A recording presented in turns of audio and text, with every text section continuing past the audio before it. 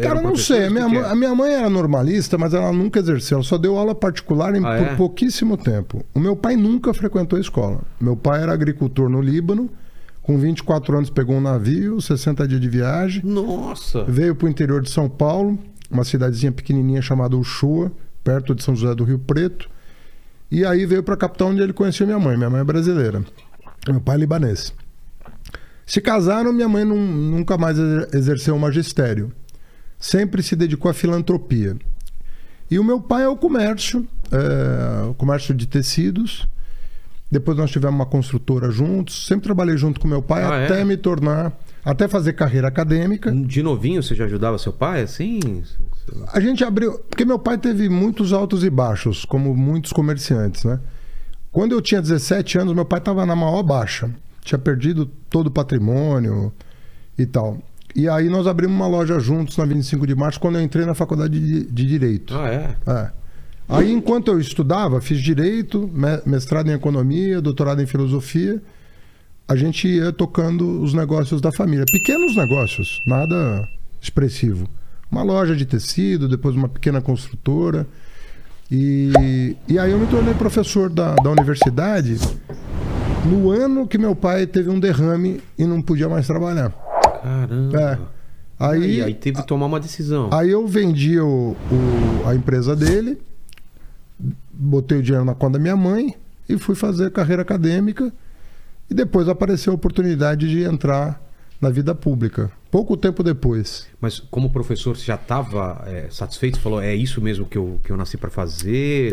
Eu queria fazer carreira acadêmica. Eu sempre gostei muito de estudar. Eu falava, né? Queria ter uma escola, né? Uma escola. E eu sempre gostei muito de estudar. O lugar que eu mais me sinto à vontade é numa biblioteca. Assim, uma coisa que eu me... É uma coisa que eu sinto falta, né? Da gente ir até a biblioteca, folhear livros. É muito isso mudou, bom, né? E aí, passei no concurso da USP e 3 anos depois eu fui convidado para o primeiro cargo comissionado, que a gente chama, o cargo de confiança. Sim. Na Secretaria de Finanças da Prefeitura de São Paulo, na gestão da Marta. Mas você tinha alguma coisa acadêmica? Você era líder de algum... Você tinha esse lado político na escola também? Em algum na momento? Faculdade eu fui presidente do Centro Acadêmico, 11 de agosto. Então você tinha essa preocupação já um pouco... Não, eu sempre gostei eu sempre gostei de política, sempre acompanhei. Você viveu a época da ditadura ou você era muito novo ainda? Você lembra de alguma coisa? Eu lembro muito, porque eu peguei o fim da ditadura, né? Eu peguei na faculdade o último governo ditatorial, que foi o governo do João Figueiredo. O Geisel você não pegou? Não. Finalzinho? Eu nasci em 63, então eu peguei a ditadura inteira. Nasci em 63. Mas assim, eu me dei conta da ditadura, né? Acordei para a ditadura no ensino médio. Até o ensino fundamental eu nem sabia o que era aquilo, direito. Até porque eu fiz o ensino fundamental numa escola muito Caxias, assim, sabe? Caxias nos dois sentidos da palavra. É mesmo? De milico, assim. Certinho. Então, 7 de setembro, a gente fazia desfile, tocava na fanfarra, andava de bicicleta. Entendi. Bandeira e tal. Era muito, assim, pró-regime. Os diretores da minha escola eram muito pró-regime. Então, eu não me dei conta no ensino fundamental. No médio, aí eu mudei de escola, porque não tinha médio. E aí eu saquei que estava numa confusão grande.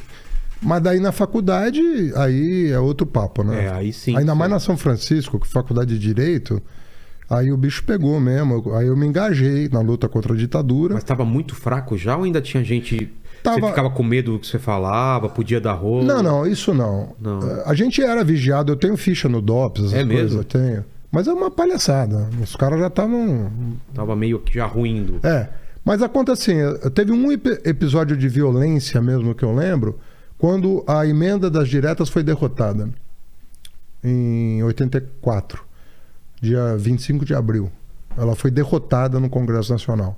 Aí ali parecia que o pau ia comer. É mesmo? Porque o povo saiu pra rua e tava pé da vida.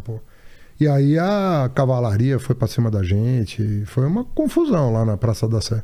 E no dia seguinte também teve bomba de gás na frente da faculdade. Foi o momento mais tenso que eu vivi. Nada comparável ao que a geração anterior viveu, que aí era... meu pai me conta umas coisas. Não, aí na escola, porão. Eu não sabia, né? quem era o cara que ia te dedurar. Não, aí é porão, tortura. Eu não vivi essa fase. Eu vivi a distensão, né? O momento. Sim. E o momento mais violento que eu vi foi o momento da derrota das diretas, que o povo ameaçou radicalizar e a polícia veio para cima. Isso foi antes do Direta Já? Foi na derrota da emenda. E teve aquele No movimento final todo, da campanha. Aquele todo mundo naquela... Super movimento. Exatamente. E aí vem o 25 de abril que derrota a emenda. Putz. O dia da derrota foi um banho dia... de água fria em cima daquilo lá. Aí o dia da derrota foi um dia muito tenso. E aí organizaram aquilo que foi conhecido, aquela dissidência do regime militar que se aliou à oposição para eleger no colégio eleitoral o Tancredo Neves. Entendi. Já não era mais... Tancredo e Maluf, né? Era o Tancredo e Maluf. Isso. Exatamente. E aquilo foi um arranjo, mais ou menos, para não deixar... Foi. Não, aquilo foi Pra, tipo, um cala a conchavo. boca. Assim, um conchavo. É. E aí ele não assume, né? Ele morre. E aí ele morre de véspera. Pô. Não, ele adoece na véspera, não toma posse. Aquilo foi muito comovente, Foi 14 de março que ele fica doente. E 21 de abril, um pouco mais de um mês depois, ele vem a falecer. E o Sarney se torna o primeiro presidente civil do pós-regime militar. Exato, exato. Então, E aí você falou que a sua entrada na política, então, se dá como? Você está a minha entrada na política se dá na faculdade. na faculdade mesmo. Mas aí é política estudantil. Tá. Né? No governo, eu entro em 2001 quando a Marta é eleita prefeita de São Paulo. Aí o João Sayad, que é o secretário de finanças dela, que tinha sido, inclusive, ministro do Sarney, ministro do planejamento do Sarney, ele me convida para ser o braço direito dele. Vocês lá. se conheciam da onde? Eu me conhecia, ele tinha lido meus trabalhos acadêmicos, Tá. minha tese de doutorado e tal. E ele já era um grande nome, né? Tinha sido ministro, era um professor titular da Faculdade de Economia.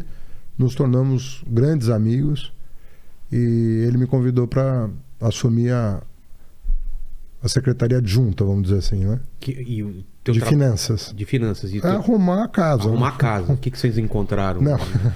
É que é um período pós-Pita, né? Foi pós-Pita? Foi o primeiro governo pós-Pita, né? O Maluf Pita e daí Maluf vem a fala, Marta. se ele for mal, não votem mais em Maluf. Nunca mais se elegeu. Nunca mais se elegeu. É. Mas foi um período difícil da prefeitura, muito difícil. E a Marta foi uma grande prefeita, eu acho que tinha uma grande equipe. E a gente fez um trabalho de saneamento já muito, muito importante. Depois eu, como prefeito, eu acabei de sanear as finanças da cidade. Hoje a cidade pode ser considerada uma cidade rica, São Paulo, porque é uma cidade que tem um orçamento elevadíssimo e muito dinheiro em caixa, por causa de um trabalho que eu fiz de renegociação da dívida da cidade com a União. Isso é muito complicado para a gente entender como funciona essa dívida do município, do estado com a União, o dinheiro vai e volta. Na verdade não é isso. Tem fácil. Como funciona isso? É que na verdade a dívida da cidade não era com a União, era com o mercado. Por quê? Porque a cidade começou a gastar mais do que arrecadava e começou a se endividar. Começou a pegar dinheiro emprestado? Né? Cara, que absurdo. Na época podia. Podia? Podia. Hoje não pode. Hoje você pode pegar dinheiro emprestado, mas os limites legais são tão restritos que não dá problema. Entendi. Não tinha limites legais. Então ia pegando. Foi tomando. Uma hora a cidade ia quebrar. Aí a União assumiu a dívida da cidade. Então não originalmente não era uma dívida com a União. Ela se tornou. Só que aí o contrato foi muito mal feito pelo Pita. E quem corrigiu esse contrato fui eu como prefeito. De juros, de forma de pagamento, era ruim? Era péssimo. O indexador do contrato era ridículo. Era absurdo. Entendi. Só que a lei impedia a revisão. E aí eu, como prefeito, assumi a tarefa de não apenas de trocar o indexador, mas fazê-lo retroagir à época da assinatura do contrato. Entendi. Aí a dívida desabou. Aí conseguiu... Aí equacionei a dívida. Era de quanto na época? Quando eu assumi era de 80, quando eu saí era de 30 bilhões de reais. Bilhões? Tudo bilhão, né? Muita grana. Mas então a gente está falando da Marta até você como prefeito. Estamos falando de um espaço de tempo aí.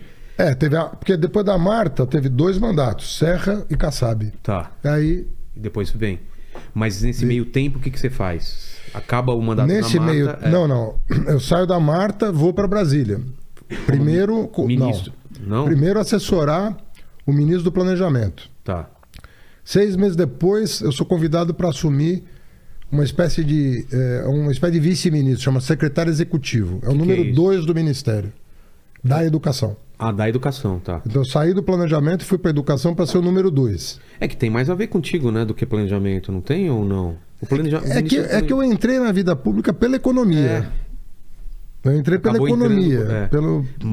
Mas você queria mirar mais pro lado. Não, eu adoro. Você gosta também? Não, eu gosto de arrumar. Eu sou bom em arrumar as contas, sobretudo quando estão desarrumadas. Assim, passar minhas contas, então. Eu arrumo bem, assim. Pô, mas eu não queria ficar na área econômica o tempo todo. Eu queria fazer alguma coisa de concreto, assim, né, na ponta, né? E aí eu fui ser o número 2 da Educação. 1 ano depois eu assumo o ministério e fico 7 anos como ministro. Quem era o número 1 na Educação? Número 1, na minha época, era o Tarso Genro. Tá. Ele que me convida para ser o número 2. E 1 ano depois ele deixa o ministério para assumir a presidência do PT. E aí eu fico de 2005 a 2012 como ministro. E aí eu saio para concorrer à eleição de 2012 e me torno prefeito de 2013 a 2016. E essa época de ministro, o que você viu? Como que você encontrou o país? A parte da educação. Cara, e agora tá tendo tanto problema com o MEC, né? E tal. Vilana, sabe qual que é o problema? O MEC não era um ministério interessante quando eu cheguei. Não? Não, porque tinha um orçamento pequeno, só tinha problema, não tinha solução para nada. Era um ministério muito acanhado. Só para ter uma ideia, só para te dar ordem de grandeza. Quando eu assumi o ministério, o orçamento era de cerca de 20 bilhões. Tá. Quando eu deixei o ministério, era de 100 bilhões. Nesse meio tempo, tudo que você conhece de educação foi feito nesse período, de 2004 a 2000. Vamos lá, o que... Tudo. ProUni, tá. FIES sem fiador, o Novo Enem, SISU, Fundeb, Piso Nacional do Magistério, Universidade Aberta do Brasil, Institutos Federais, Reforma do Sistema S, Pronatec, Ciência Sem Fronteira. Tudo que você imaginar foi feito nessa época. Foi feito nesse período. E por que você saiu? Porque eu vim concorrer à Prefeitura de São Paulo depois de 8 anos de ministério. 7 como ministro e 1 como secretário executivo. É importante, né? Mas vê lá, tem uma hora que você tem que saber o momento de sair, né? É. Ah, eu acho. Você deixa encaminhado e para outra pessoa tocar. Não, teve muita coisa importante lá no MEC, que até hoje nem o Bolsonaro conseguiu destruir tudo que nós fizemos. E olha que na cultura ele conseguiu, no meio ambiente ele conseguiu, na ciência e tecnologia ele conseguiu, nas relações exteriores ele conseguiu, e no MEC ele conseguiu parcialmente, mas não conseguiu. O Fundeb está aí, o ProUni está aí, o Piso Nacional do Magistério está aí, as coisas estão aí, as coisas que o Instituto Federal está aí. Então as coisas que nós fizemos naquele período, elas estão de pé, sofrendo com corte de verbas, com toda a desgrameira que o Bolsonaro representa, mas estão aí, né? E a resistência, na minha opinião, está aí, viu?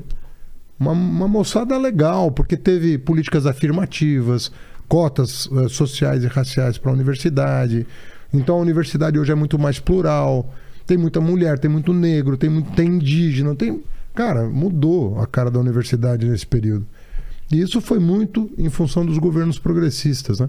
Que bateram o pé de que... Mas tem aquele papo ainda que se gasta muito com a universidade e pouco em relação ao... Era assim. Era quando assim? eu assumi, só para você ter uma ideia, se gastava 10 vezes mais com um estudante de educação superior do que com um estudante de educação básica. Que é absurdo, né? Que é absurdo. Isso caiu para perto de 3. Quando eu deixei o ministério, já estava em menos de 4. Por quê? Porque a gente aumentou, conforme eu te falei, de 20 para 100, mas reforçamos muito a educação básica. Então o número de 10 caiu para menos de 4. Entendi. Já no meu período. O que está se aproximando do que é no mundo desenvolvido, porque na educação superior tem uma coisa que não tem na básica, que é o investimento em ciência. Então o investimento em ciência caro. Que é caro, pô. E precisa, porque o Brasil não é uma potência mundial de ciência, embora esteja em 13º lugar em produção científica, mas ele é uma potência regional. O Brasil responde por 50% da produção científica. Vendo de fora, não sei se eu estou certo, mas parece que a gente prepara o pessoal e perde ele depois porque ele vai para fora, não é isso que acontece? Hoje sim. Nunca foi assim. O Brasil... Por que está acontecendo isso? Ah, cara... Não, É tem, chance. não tem dinheiro para ciência no não Brasil. Cortaram 75, 80% do orçamento da ciência. Então o cara vai para outro O cara vê que não vai tem. para um laboratório na Alemanha, na França, na Inglaterra, nos Estados Unidos. O cara tá.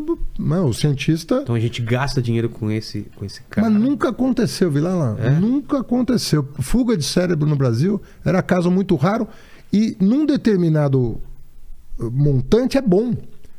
Você precisa ter brasileiros no exterior, porque você monta a rede de relacionamento. Então você desculpa, você perder 5% É natural. é bom. Não é? É bom. Tem um cara lá fazendo Tem um uma brasileiro pesquisa, mandando para cá. troca de ideia. Isso é bom. Agora, o que está acontecendo no Brasil hoje não é bom, é catastrófico. Porque quem pode está saindo.